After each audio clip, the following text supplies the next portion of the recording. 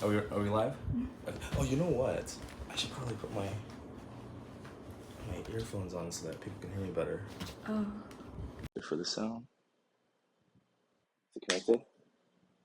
Not sure. I should have brought that before, right? Whatever. We're already rolling, right? Yeah. Are we live? Okay. Okay, sorry guys. I really didn't plan on this video. This is very impromptu, but I just saw a comment come in from Lauren Gianni. And Lauren asked on a previous video I did years ago with my dog Dexter here. And Dexter tends to get crusty ears. A lot of pit bulls do. A lot of dogs with short hair, especially when the seasons change, when it becomes spring or when it becomes fall. You know, whenever there's a change in sunlight, especially spring and fall, because that's when we start to sneeze and get allergies, right? With dogs, it was Dr. St. Anji from the Brookhaven Animal Hospital. He told me that with dogs, their allergies don't show up with them sniffling and sneezing. It usually shows up on their skin or their ears. They usually get nasty ears. So I noticed that not just Dexter, but my dog Weemy here too. Come here, Weemy. Both of them, one side, it got red, and the Weemy's here was swollen. It was red and kind of leathery, so the way Lauren phrased it, she said that her pitty has one ear flap that's red and leathery. That's the same thing with Dexter, same thing with him. This side was fine. It was this side, the right side for him, and for Dexter, it was the right side for Dexter as well. And I noticed them kind of going at it a little bit, like bothering with it. So I looked, and it was all gunky inside, and this was crusty. It was red, and Dexter. It was red and inflamed and all like crusty and like just nasty stuff inside there, brown, nasty, goopy stuff. So here's what I did. I got these grooming wipes, Earthbath grooming wipes, and when I'm done with this video, I'll put the Amazon affiliate links for these two products in the description. So if you want to, you can go ahead and check the description later. But I got the Earthbath grooming wipes, and what I did was I just gently went in there and just kind of cleaned it out. Started from the outside and worked my way in and started cleaning all that junk, all that goopy, powdery, crusty stuff off, right? And then once I got all that clean a little bit, then I used this ZYMOX ear solution. And this is a little bit like viscous, almost like oil. See that? See how it comes? See that? It's almost like a lubricant. It's not very watery. It's like a oil. See that? Does the camera pick that up? Mm-hmm. Okay. So she asked if castor oil can help. I don't know. And I was even thinking witch hazel could help. So if you don't want to get Earthbath grooming wipes, just get a nice, soft, clean, something gentle, cotton ball even, something gentle, cotton ball with witch hazel might help. I wouldn't suggest using hydrogen peroxide or alcohol, only because it's gonna dry it out. And ears, this is a sebaceous zone. This area has more skin than hair, and it needs more oil. So this area, it needs to be clean and oiled, not clean and dry. So if you dry the skin out here with hydrogen peroxide or alcohol, not only would it sting, I imagine alcohol or hydrogen peroxide might sting, and cause them a little pain, but it's also going to dry out the skin. When the skin is dry, it becomes crusty and it becomes open to infection. So you want to use something like, I would say something light, like argan oil, but natural argan oil is really expensive. You can use avocado oil because it is like that nut oil, but even avocado oil I would use very lightly, just a little bit, just dab it on there a little bit, right? Or you could even use emu oil, that bird. So what I did was I just put a little bit on a cotton ball. I used a cotton ball when I did it, but you can use this too. Just put a little bit right there. And then I went in there and cleaned as much as I could get to. Then what you want to do is just put a little bit in their ear, just a little bit, right? And work it in there like this. And then you'll hear it. Like that. That sounded so I shouldn't have done that. I'm sorry. That was really nasty. But I was just trying to show you with the sound effect what you're going for when you when you work the ear like this, you're trying to hear that sound, like that sloshing noise, okay? So you want to hear it like that, right? Massage it in there. I did that for a couple of days, about 2 days, right? And his ear's fine now. It doesn't bother him at all. Dexter as well. Dexter, come on. Come on. Up here. Up. Come on, Dexter. Okay, let's show them. So see, this ear was completely fine. So I didn't really have to do anything with this ear, but it was this ear, this right side. You can even see this line. It was swollen, and there was like a red line right here. You can still kind of see. So this was just last week, right? Right, Reva? This happened just last week. And so this ear, you can still see it's a little red. So I'm gonna get a new pad because you don't wanna, let's say even if you're working on the same dog, right? You're not working on 2 different dogs, same dog. I would still suggest changing whatever you're using to clean their ears. Don't use the same thing on both sides, because if there's something going on with this ear but not that ear, I don't want to go back, and possibly introduce what's going on here to that ear. You know what I'm saying? So every time you work on a new ear, whether it's the same dog or a different dog, always change what you're using. So same thing, I went and cleaned it all out, and it was crusty, it was powdery, dandruffy, and it was swollen, it was leathery, like rough. And he was kind of like, oh, when I was cleaning it. But I told him, shut up. As soon as he said, oh, I said, shut up, shut that mouth. I don't pay rent for nothing. No, I'm just kidding. Anyways, no, I'm just kidding. I didn't say that. So I was like, I know, Dexter. So clean it out really good, as much as you can get to. And you can use cotton ball. Then same thing, I use the ZYMOX ear solution because I had good results with this before in the past, and I knew I could count on it.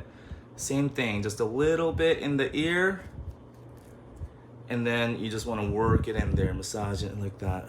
There you go, right? Oh, who's your daddy? Who's your daddy? Yeah, see that? Oh, yeah, you like that? Ooh. Who's your daddy? Say it. Okay, I'm sorry about that. Back to the... Okay, so hopefully that helps. Lauren, the reason this is happening is because with the change of sunlight, everything responds to the change of sunlight.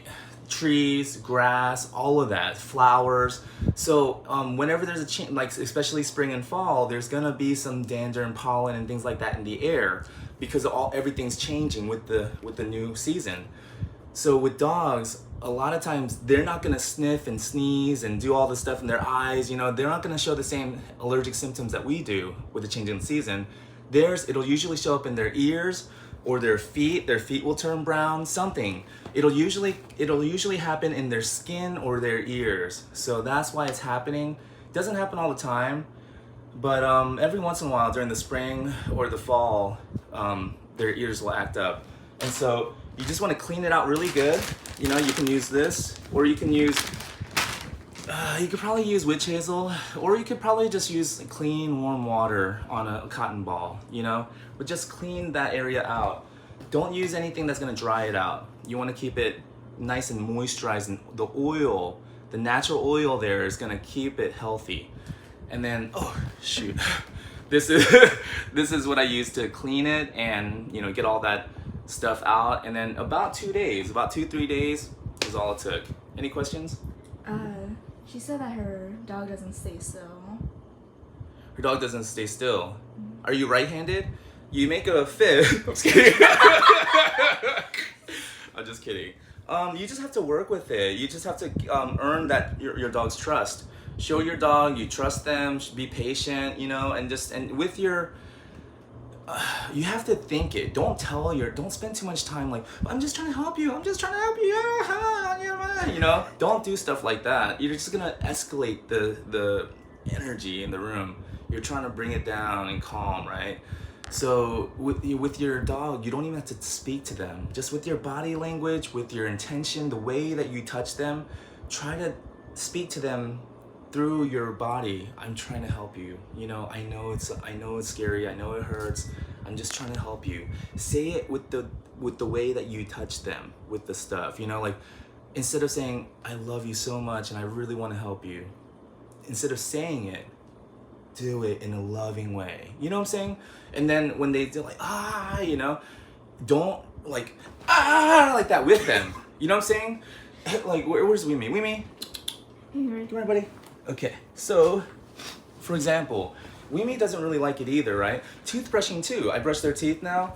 He doesn't really like it. He's like, you know? I don't go, with him. You know, I don't freak out with him. I just gently, I just like, come on, buddy, you know, it's okay.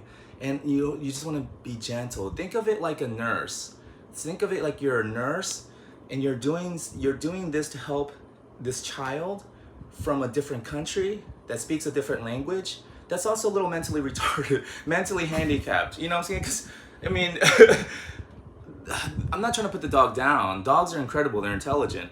But imagine the smartest dog you know. This, my friend Barbara told me this. Imagine the smartest dog you know. Picture in your mind the smartest dog you know, right? Now imagine that dog is a human being, right? Your cousin. You have to take care of him all day long. Right? An idiot, right? They're an idiot if we compare them to humans, right? I mean, we would never sit there and sniff our butt or, you know, I'm just saying, like, with dogs, we have to treat them like children. Children from a different country that don't know what's going on. They don't know what we're doing or why we're doing it. So instead of like, hey, stop that, you know, instead of like using our, and I hear a lot of baby talk too when I go to Griffin grooming shops and the dogs start acting up. You can hear the groomer, you can hear almost anxiety because they start to, high-pitched talk and, you know. My suggestion is, you know, just calm down and just say, it's okay, it's all right, and just clean their ears. Should I go grab the toothbrush and the toothpaste just to show people like how I respond? No, actually, I just did that with the live I just did.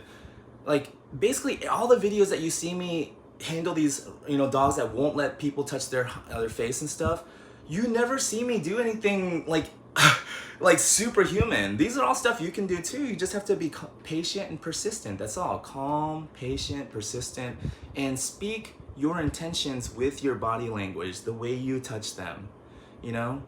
So that's the best I got there. I don't know what to tell them, you know? Like, a lot of times if you don't trust your dog doesn't trust you either. You first have to give your dog full trust. I was working on a dog yesterday, 15 years old, and she's kind of going blind. She can't really stand that well. You could tell she's kind of uncomfortable. And there was a few times where I was brushing and she was like, and she like, you know, like put her mouth on me. I didn't like, you know, don't do that. I left my hand there and I trusted that she wasn't gonna bite me. And she didn't. And she never did, not once. But she kept like trying to, you know, let me know, like, you know, and she doesn't bite down. I gave her my full trust. I didn't pull away and show her that I don't trust her. You know what I'm saying? It's like we first have to trust them completely, and then they will have a reason to trust us as well. So if your dog, if you notice that your dog is not trusting you, maybe it's because you're not trusting your dog either. Maybe you don't fully trust your dog not to bite you, or, you know, to stay still. Visualize it first. Visualization is so important. You have to see your dog behaving and allowing you to do it before you actually do it. See it happening first. It works in sports. Athletes do it. It works with performers, actors, and singers. When before they go out and perform, they visualize it happening well and the audience receiving them well, and then they go on stage. It works with every other profession. It works with every other thing. Why wouldn't it work with dogs too? You know? Okay, any other questions? Mm-hmm. Perfect. Hopefully that helped. I'll put the links in the description later. But you want to use something to clean their ears with. Then you want to use something to help protect their ears and kind of clean it out. So these two products are what I used. It took about 2 days and their ears are fine now. Hopefully that helps.